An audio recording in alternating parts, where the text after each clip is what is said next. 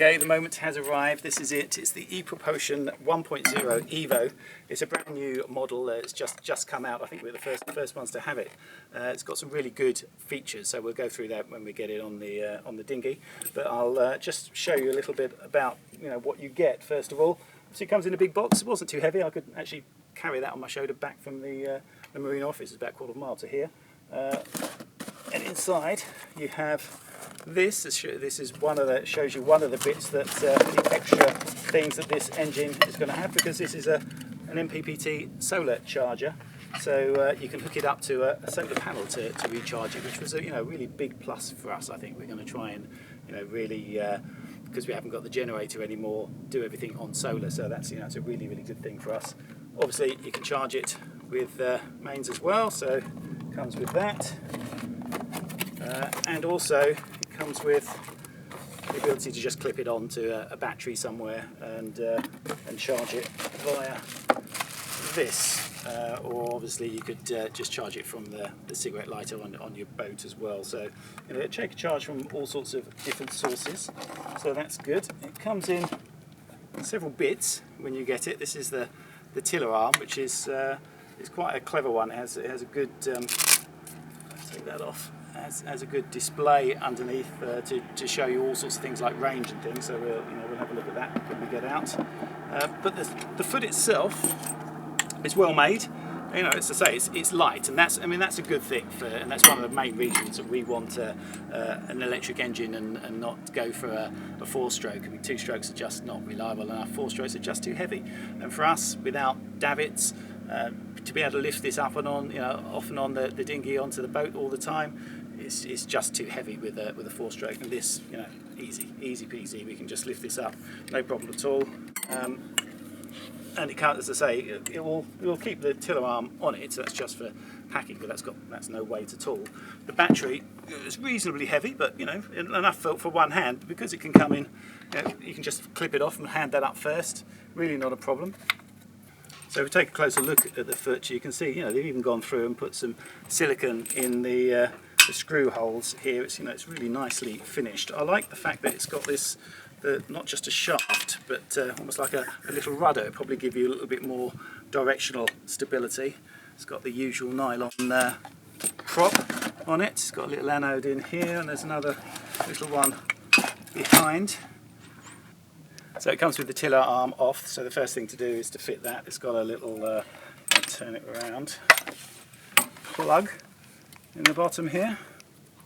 So we're just, it goes round one way. It's got a little detent in it, so you can't put it around the wrong way. Do it nice and tightly up, because that'll be waterproof then.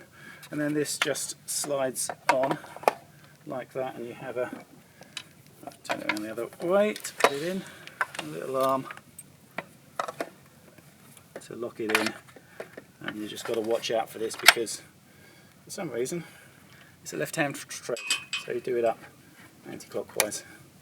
And it quite nicely, you can see it's got an lock bit there. It nicely clicks into place, and that's it there.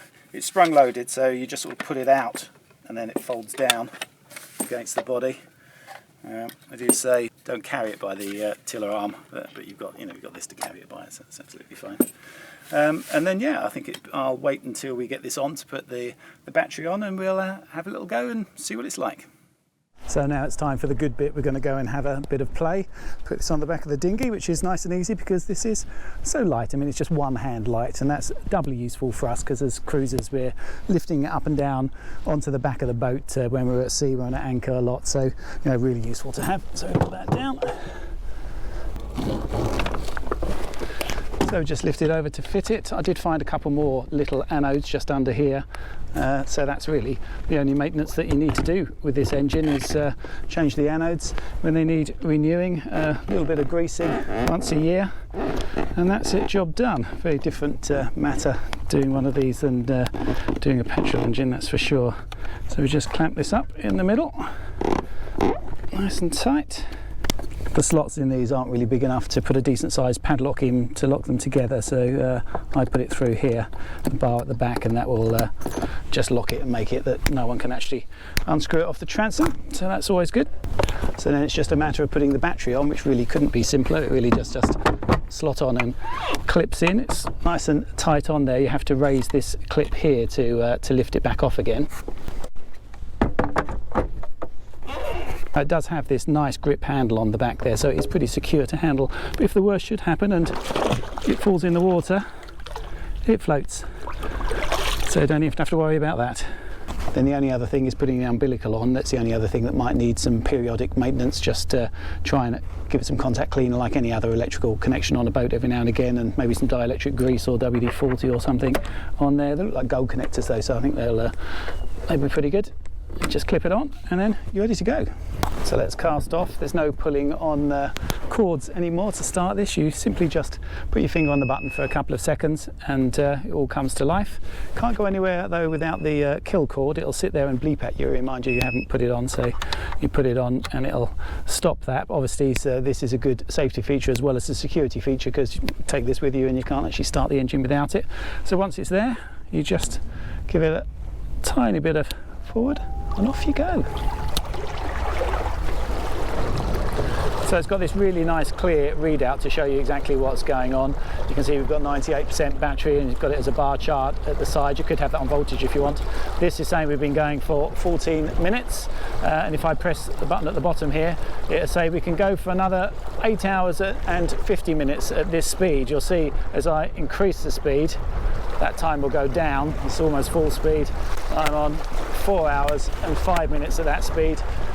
Slow down a bit and you'll see it's showing you what draw it's taking from the battery at the bottom there as well. I think they claim about 6 knots maximum speed. If I turn this all the way up, that seems about right. We've got the wind against us here and yeah, I think we're doing at least that. It's pretty good and there's no increase in noise apart from the noise of the water. There's no engine noise whatsoever even at this speed.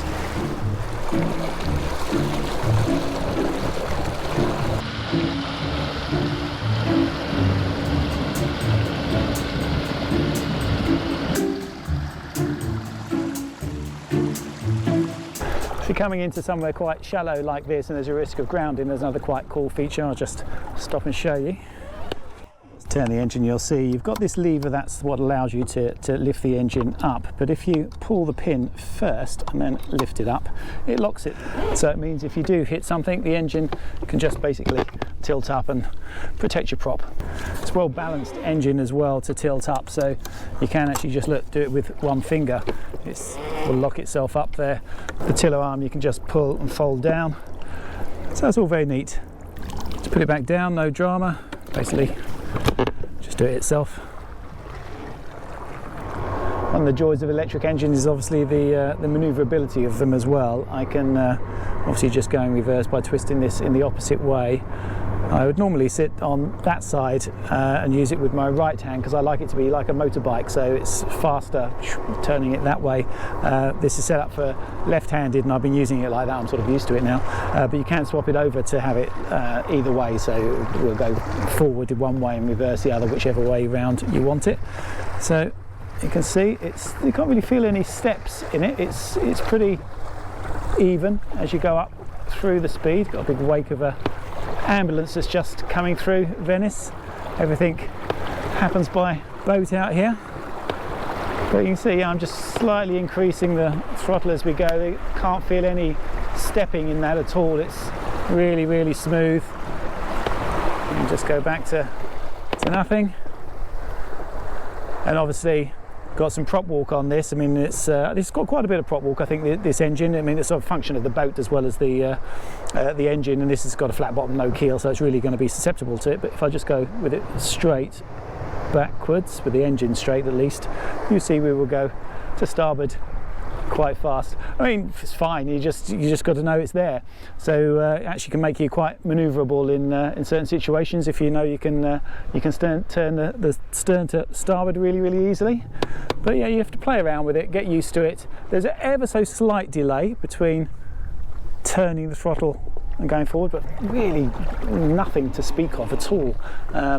I think if you were madly going backwards and forwards with it, you might get out of sync, but I mean, it really is easy to manoeuvre this, easy to turn.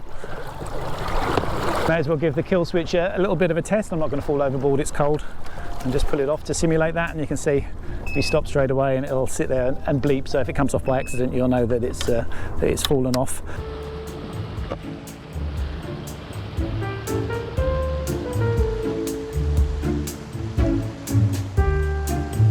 Okay, I know what you're thinking. You might expect an electric engine to be quiet and light and easy to manoeuvre. That's not the real test. The real test is how far we're going to get with it with one battery, which is all we've got. We've got it fully charged at the moment. We've actually failed to run it down. We've had some fairly long trips to shops and things like that, and you know, it's only got to half power. So we're going on a big trip today. We're going to go out somewhere nice in one of the distant islands for a walk. We've got our oars with us if we need to row back. Hopefully that won't be necessary. But yeah, we'll see how far it actually gets us and write down all the figures. So today's trip to the garden island of St Erasmo ended up being 8.5 kilometres, which is 5.3 miles. Well, that's it, we're back, and the verdict is we are on 45%. It wasn't a long enough trip. We need to find a longer trip so we can run it out completely. No worries. But yeah, 45%, we've been out for a couple of hours, and yeah, 45% left. Lovely. Okay, so it's next morning. I'm just going to try and finish off running this battery down. We're actually in lockdown now here in Italy as of today, full lockdown, so you're not allowed to go on a long trip. So I didn't charge the battery last night. Actually, when I put it on this morning, it was up a couple of percent, 47%. I suppose they act a little bit like lead acid batteries, where you get a little bit more surface charge, so it's showing a little bit more. I'm sure it'll drop quick, but I want to get down low because people have said that maybe the scale isn't completely linear, so it might be quicker at the end than at the beginning, so I want to sort of test that out. So I'm only allowed to go to the nearest shop, Essential Journeys only, and we do need some milk and some gin, pretty essential, so I'm going to go over there as the nearest shop, which is, I haven't measured it, I've been there a few times, probably a couple of kilometres, but I'll measure it when we get back. See how much we've got left then.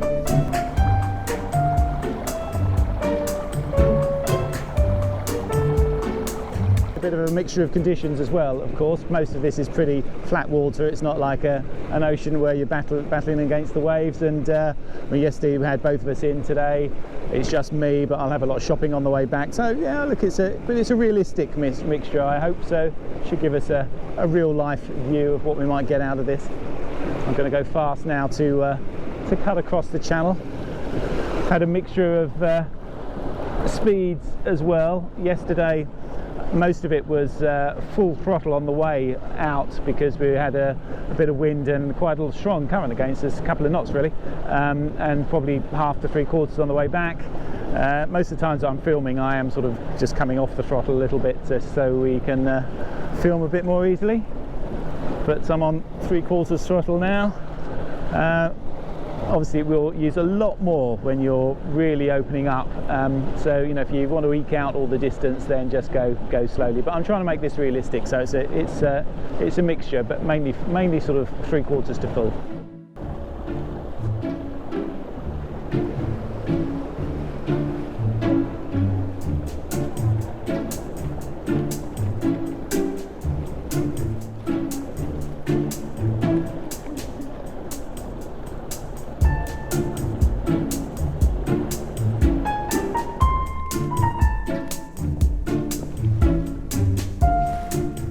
Park up next to the supermarket.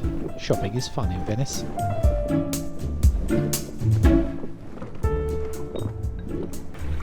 Now laden with groceries, I'm taking the scenic route back to use a little bit more battery.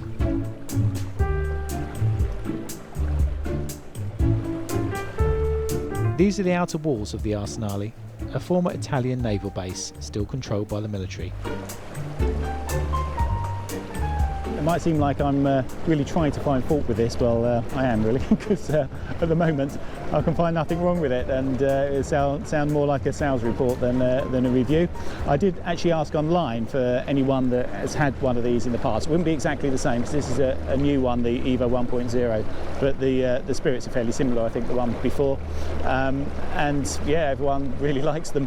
The only problem that I found anyone that had with it was one guy said that he'd had a crack in the tiller arm. Tiller arm is sort of hard plastic, the rest of it's aluminium, and he had managed to do that by trying to tilt the engine up when you come to really shallow water by pushing down on the tiller arm, well, you know, lesson is there, don't be lazy, get your oars out. No, we've all done it, but you know, if you're going to do that, pull on the back to raise it up, or just use the auto grounding thing if you just think it's going to ground. But yeah, if you're sort of going into really shallow water and you want to lift it up to eke the last bit out, don't be pushing down on this, because that's how he broke his. I don't know if this is exactly the same, they might have toughened it up, who knows.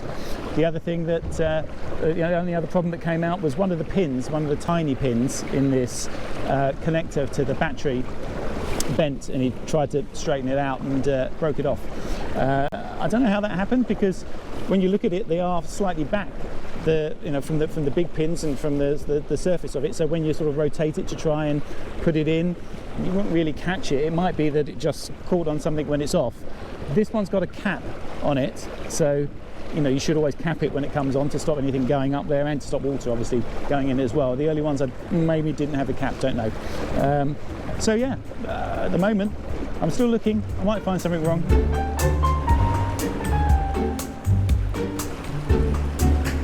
Still not low enough. Going to keep going. Do another lap. I'm at full throttle. It says I've got another 23 minutes to go until it's dead. We'll have been going for an extra 10 minutes now, still not down to my 20%, so I think I'll just go a little bit further down and turn around. It seems fairly accurate with how it's running down. It's at 24% now, and it says I've got 16 minutes of running time left. As I say, I've been on full throttle the whole time. The one thing I've noticed is that full throttle isn't quite as powerful as it was when it's started. If I bring it around, let's give it a blast, a little bit of a sprint. That's full throttle, and that's not as fast as it was with a fully charged battery. It still says it's using 1,000 watts, but it's yeah, it's not quite as sprightly as it was before. But we are down to 24% now. Okay, so let's get the battery off and see how long it takes to charge it. So that second route worked out as 6.1 kilometres, which is 3.8 miles.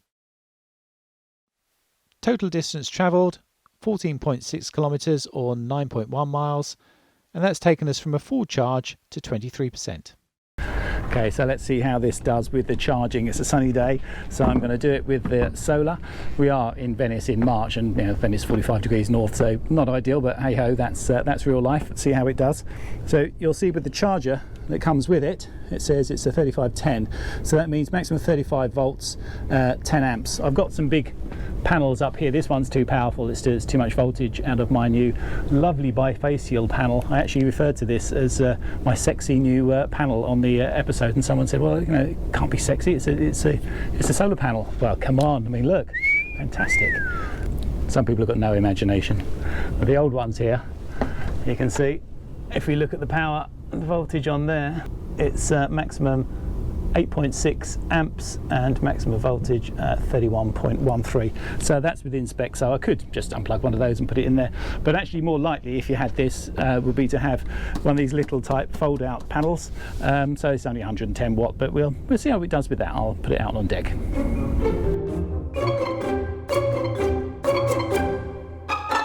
So that's it, it's all very easy. A couple of MC4 connectors from here, goes into the charger. There's a little red light that comes on, tell you it's on.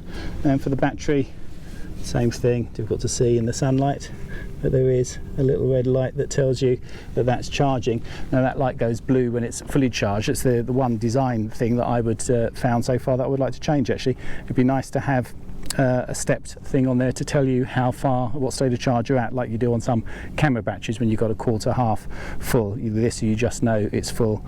It's obviously going to take a while to charge on one little panel here. This can deliver 6 amps maximum. It's probably in this light delivering about 3, I would imagine. So yeah, we'll leave it in for a while and see how that does.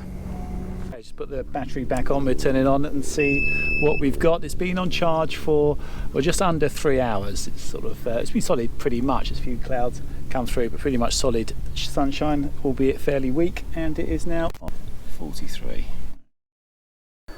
So the other main way of charging this battery is from the ship's DC. It comes with a cigarette lighter and a step-up transformer, so we can charge from the boat, and that's really good for us because we rarely have mains. I will test the mains plug as well. It's probably going to be the fastest of all, but this is probably the main way we'll be charging, and that's because if you're motoring for any length of time and you've already got your house bank up to about 80%, you're going to be wasting some charge there because the internal resistance of those batteries will go right up, and you just can't use the amps that your alternator's spitting out. But with this plugged in, it'll go to here. Same with the solar. At the moment we're at 100%. It's 1 o'clock in the afternoon, and all that afternoon's solar would have nowhere to go. But with this plugged in, it can be charging this. But the problem is, well, it's not a problem, but one of the things I'm going to try and improve is this.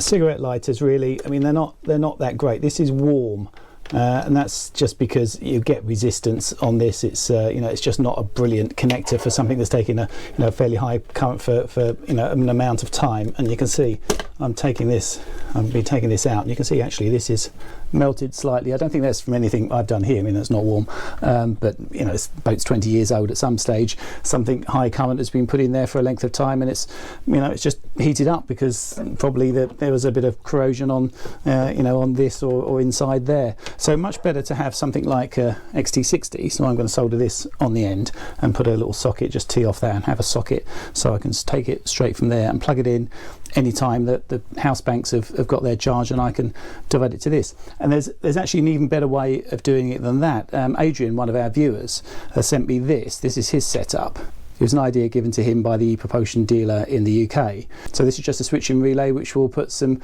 current into the battery when the volts go above 13.7, I think he said his is set to. Well, I've actually got something that I've stripped off our boat. It's a smaller version than that. It's something that was used as a battery splitter for the starter battery on Fair Isle, but it wasn't, it's not up to the alternator I've got on now. This will take 75 amps at 12 volts. So easily enough for this. So this will just go in there. This one's set to 13.5 amps, but that's okay. It'll mean that any time there's some sort of good charge going in, if there's good solar or you're running the engine, it will decide, okay, if this is plugged in via my XT60, it'll charge it. As soon as that charging source goes away, the batteries will go back down to 12.7, something like this, and it won't be running out my my house bank. So it'll do stuff automatically. So I think that'll be really good. So I'm going to leave this now on here for 3 hours. So it's had 3 hours on the solar, 3 hours on this, and then we'll go outside and see how much it's got from that. So we'll just turn it on and see what we've got up to with that. It's had 3 hours on charge on the boat, and we've got 57%.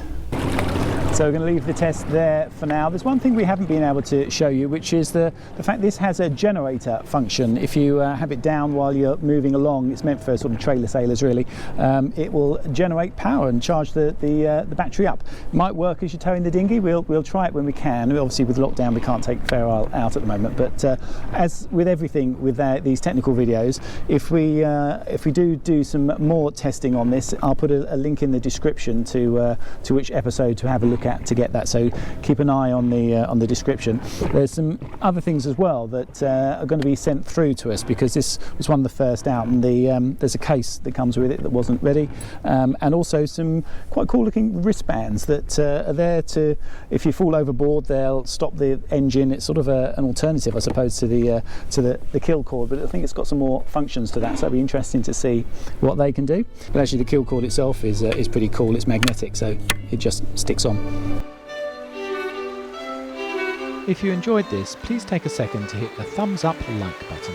You can also subscribe, which really helps us out with YouTube and costs you nothing. Or support us on Petrol. Thank you.